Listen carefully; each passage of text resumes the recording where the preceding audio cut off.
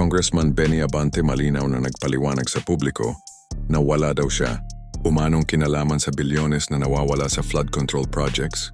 Matinding may ibinulgar si Congressman Benny Abante patungkol leak. Audio na kanyang isinawalat sa publiko, marcoleta at dpwh malalagot na. Kaya panoorin po natin ito mga kababayan. Amount rather of 2 billion. This is probably 2022 to 2025 now as we speak. Ano po? Sabi mo, hindi po lahat yan flood control dahil meron kayong multi-purpose. Meron kayong number just on flood control, which would include the pumping stations, etc., the culverts, lahat po yun. Just an approximate. Palagay ko yung pumping station na pinagawa ko since natin Congress would be around mga 5. What is 5, sir? 5 pumping stations.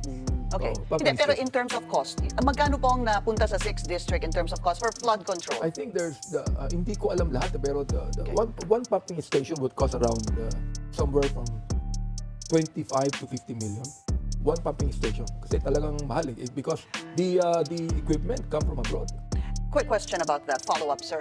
I recall reading something that there was a pumping station that Mayor Isko was saying in Santa Mesa na tama ho ba na ang generator ay nakakabit sa tama ho ba car battery? Okay. Now, of course, that is DPWH's problem, no? They should actually maintain that.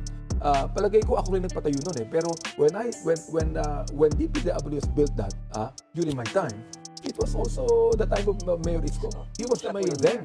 But ang pinagkataka ko, bakit ngayon lang niya nakita? When it was actually built during his time when he was mayor. But marami din, that's the same question we can ask every single one of you and every single LG user, just to be fair, na bakit ngayon nyo lang lahat yan napapansin? Di ho ba? That's why hence this investigation after the president said, mahiya naman kayo. Okay, so be that as it may, sir. So do you think it's a positive development right now that everyone seems to have their own stake, their own opinion, their own investigation into these flood control projects? It is. I believe, Pinky, that should be. I mean, that should be talked about every day. We should actually finish this. No, it's not just that will be in the press for about 1 week and afterwards, boom, nakalimutan na. No, palagay ko, we should actually put a period to this.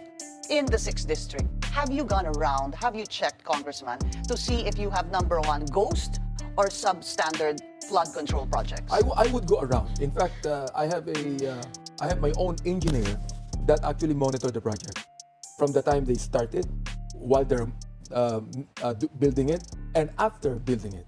Because usually after building it, when it's completed, we have an inauguration to it. So hindi pwedeng hindi makumpleto yan because we cannot inaugurate if it's not completed. See? And I would like to say that there's no substandard project in my district. There's no ghost project in my district that I could be able to assure the public about that. Wala po kaming makikita o yung mga tao o yung mga reporters na substandard or ghost sa 6th district. Wala kayong makikita. During my time, I do not know. I do not know the past congressman, but during my time, wala. And your time would be which Congress? Well, the 19th?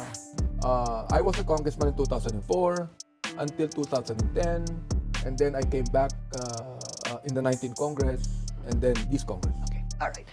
Quick, siguro. Magkano ang gusto mong hiramin?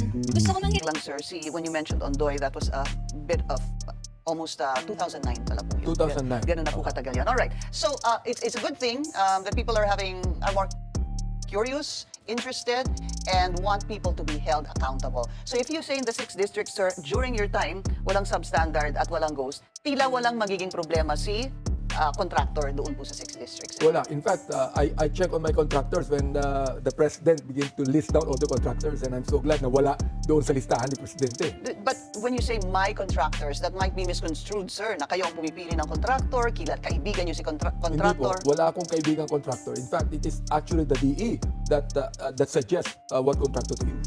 You see? Are you close to the DE? Kasi that's another thing that's coming out, sir. Actually, I'm not close with any one of them because in a way, DPW always changes the DE, once in a while. For example, like a DE would only be there for about 3 years or 4 years. Nagbabago yan. So you cannot really be close to them. So you've never had any dealings with the DE dahil nagiging, sir, medyo notorious ang mga DE ngayon dito sa usapin ng flood control. Do you have any dealings with them?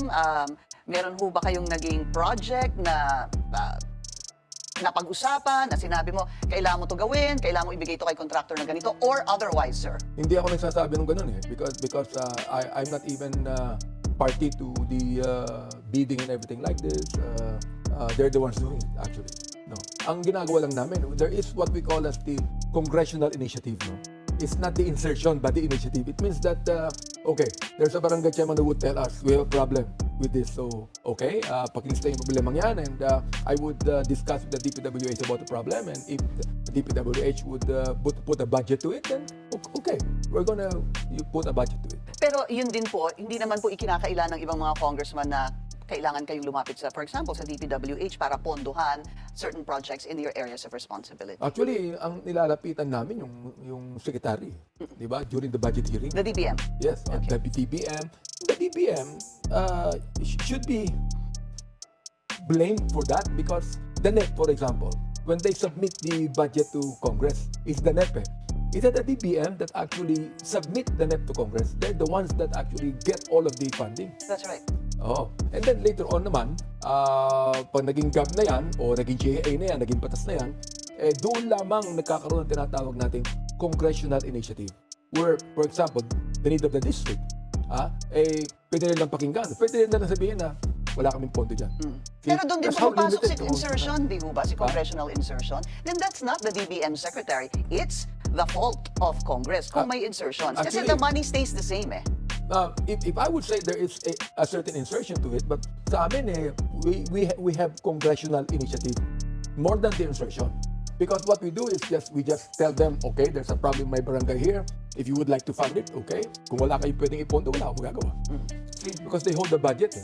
But that's also the reason why this coming budget season, sir, there are going to be reforms ni Huba, as mentioned. Sabi po ni Congressman Toby Tiangco even before, actually during the President's State of the Nation address, sabi niya po, tanggalin na kasi ang mga small committees na yan dahil wala ngang record ng mga small committees. In fact, during the first, it wasn't called a hearing, talk regarding the 2026 budget, the Congressman, Toby Tiangco, hindi ba hinihingi pa nga yung records mula kay Congresswoman Swansing. Kasi nga, wala daw records itong small committee dahil ang lumalabas, sir, merong mga nangyayaring magic dun sa mga small committees. Kawawa naman si Congresswoman Swansing because siya, batang-bata siyang legislator, no? Hindi pa siya noon eh. Hindi pa niya time yun eh. It was Congresswoman Stella Kimbo, right? Oo, hindi pa niya time yun.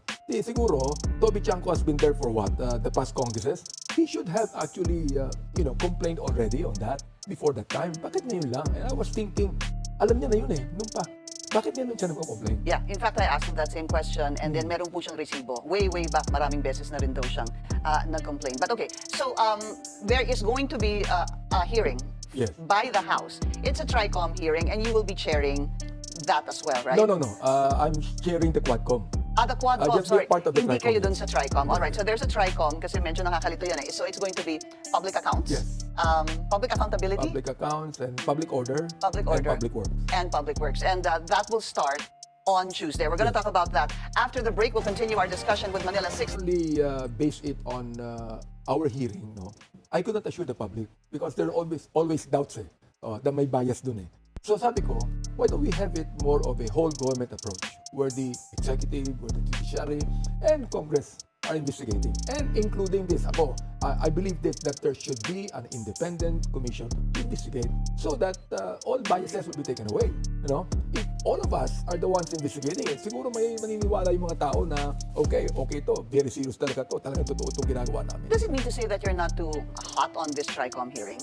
You're not really in favor of it? I'm not actually too hot, but I'm concerned and I would like to be joining it. I would like to be in it and, Okay. Perhaps ask questions. Pero ibig ko sabihin, hindi po kayo, kasi like even the majority leader was not really in favor of this TRICOM. I think he made a statement on that. He did. Diba? Sa akin din, ako, noon pa, I was actually saying na, why don't we put up an independent commission on this? Because there are certain congressmen who are involved actually. And yun ang sinabi ni Magalong eh. That's why I'm telling Magalong, Mayor Magalong, I support you on your expose. But do not make a blanket accusation to all of us. No? You are welcome to attend the